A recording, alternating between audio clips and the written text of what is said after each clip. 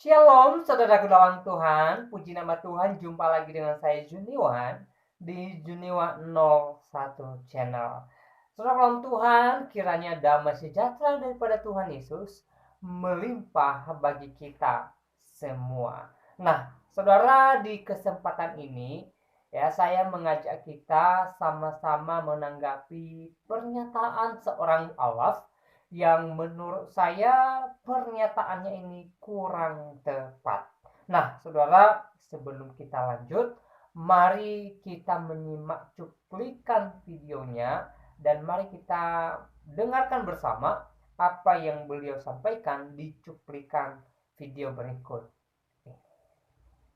Saudara, rame-rame berita di mana-mana. Ya, berlomba-lomba orang menyerahkan anaknya kepada saya untuk saya syahadatkan, saya bawa ke Jakarta. Ya, berlomba-lomba mereka menyerahkan anak ke saya karena di Jakarta mereka diperlakukan baik, diberikan mereka kemuliaan, diberikan mereka derajat yang tinggi, masya Allah. Dan pada akhirnya bapak ibunya itu pada masuk Islam semua nih. Ya. Ada juga yang tinggal di pedalaman, yang secara ekonomi mereka miskin, maka cara dakwah kepada mereka tidak dengan konsep. Pakai apa? Wal mau'izatil hasanah. Mereka orang-orang di kampung sana yang butuh bukan ceramah, yang mereka butuh bukan konsep, yang mereka butuh apa? Aplikasi. Anda mengatakan Islam itu kasih sayang, buktinya mana? Kami miskin, kami tidak punya apa-apa. Maka cara dakwah saya kepada mereka tidak bicara. Ini ada Zuhdi nih, orang NTT nih, itu orang beda di Zuhdi. Ini Zuhdi ini orang NTT. Saya bangun 3 cabang di NTT, di kampung dia ini. Ini mu'alaf juga. Saya cara dakwanya tidak bicara, saya tidak ceramah. Karena dulu saya pernah, Ustaz Zudi, saya pernah dulu ceramah di komplek BTN di Kupang itu. Jamaah yang hadir cuma 200, polisinya 400 orang. Banyakkan polisi Kristen semua. Aduh, ngoceh-ngoceh dulu. Apa pula sinababan ini? Nanti pasti mengislamkan orang NTT ini. Dia tahu aja misi saya. Akhirnya gara-gara itu saya tidak berani lagi dakwah dengan ngomong. Dakwah saya bil hal mau'izul hasanah.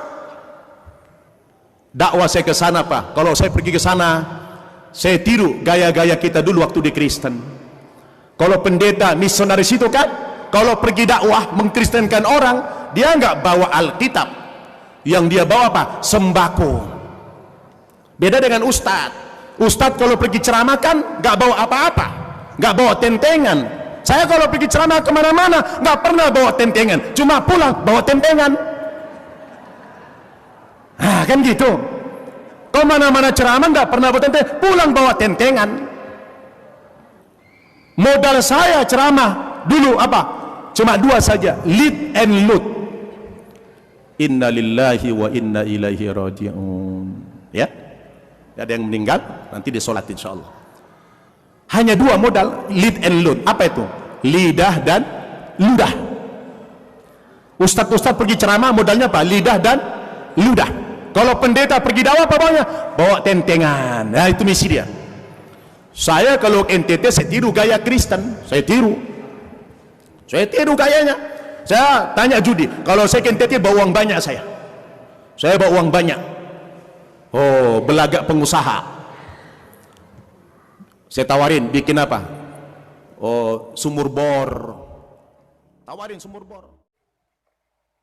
Baik, saudara dalam Tuhan, itu videonya, dan di cuplikan video ini kita boleh simak apa yang disampaikan oleh seorang mu'alaf, yaitu Ustadz Nababan. Nah, saudara dalam Tuhan, dia berkata bahwa dia pergi ke NTT, dia berdakwah di sana, dan dia memualafkan banyak orang di sana.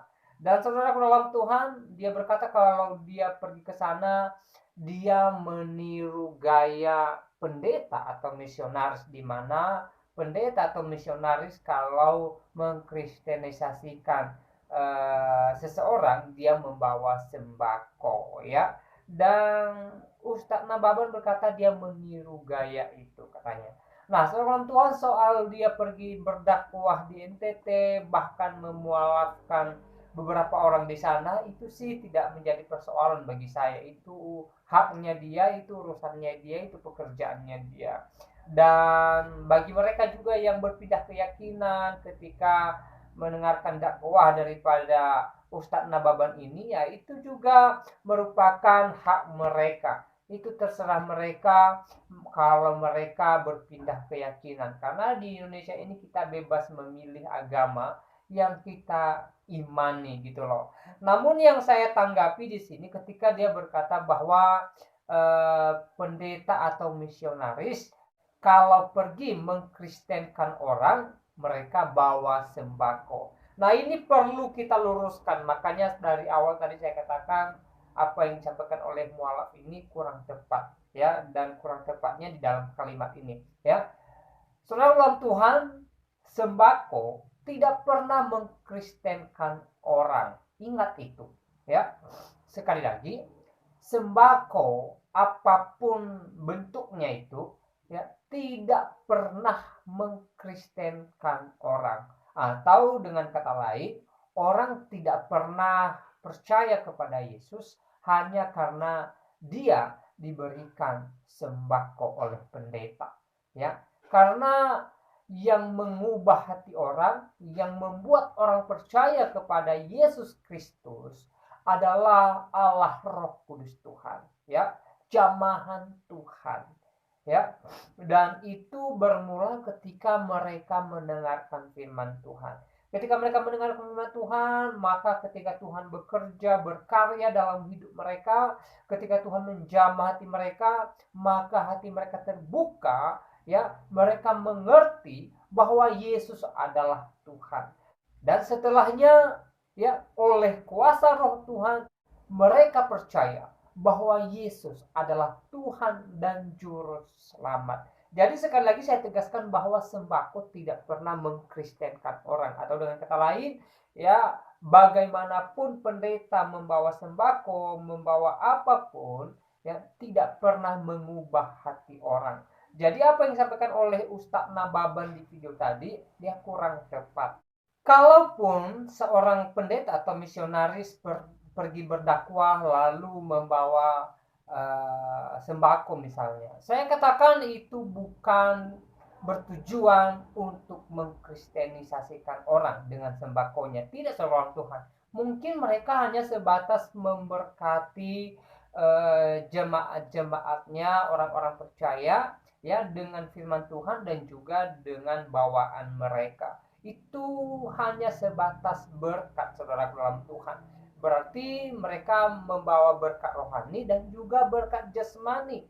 Dan berkat jasmani yang mereka bawa, ya, tidak serta-merta membuat orang percaya kepada Yesus. Ya, tidak, saudara dalam Tuhan. Ya, karena semua orang yang percaya bahwa Yesus adalah Tuhan, ya, itu karena jamahan Roh Tuhan. Itu karena jamahan Roh Kudus Tuhan. Itu karena Roh Kudus Tuhan berkarya di hati mereka, ya. Jadi apa yang disampaikan oleh Ustadz Nababan di video tadi, saya katakan kurang tepat, atau lebih jelasnya tidak tepat, saudara dalam Tuhan. Ya, kalau ada orang melihat pendeta atau mendengarkan pendeta berkhotbah lalu dia juga diberikan berkat jasmani lalu dia percaya Yesus, itu urusan dia. Tapi ya, iman Kristen mengatakan bahwa, ya, setiap orang yang mengaku bahwa Yesus adalah Tuhan, itu karena dia, ya, dijamah oleh Tuhan. Itu karena dia mengalami kuasa Roh Tuhan di dalam dirinya, dan itu dicatat dalam firman Tuhan, saudaraku dalam Tuhan, dalam Alkitab, ya. Jadi apapun yang kita lakukan di dunia ini, ya, tidak bakalan mengubah hati seseorang menjadi percaya Yesus kalau Tuhan tidak berkarya di dalam diri mereka, kalau Tuhan tidak membuka pintu hati mereka, kalau Tuhan tidak memperkenalkan dirinya kepada mereka melalui kuasa Allah Roh Kudus Tuhan. Ya, saudara dalam Tuhan, memang ada kalanya orang percaya kepada Tuhan Yesus. Tetapi sekali lagi, itu karya Tuhan. Bukan semata-mata pekerjaan manusia. Bukan semata-mata pekerjaan seorang pendeta atau misionaris. Itu bukan semata-mata karena khotbahnya itu bagus dalam Tuhan. Memang itu dipakai oleh Tuhan. Tetapi hal yang utama, orang percaya kepada Yesus. Orang mengaku Yesus adalah Tuhan dan Juru Selamat. Sekali lagi saya tegaskan bahwa itu pekerjaan Allah Roh Kudus Tuhan dalam setiap hati orang-orang percaya. Nah, saudara dalam Tuhan, saya tidak terlalu panjang lebar memberikan penjelasan di video ini. Kiranya video singkat ini memberkati kita dan Tuhan Yesus memberkati kita semua. Shalom.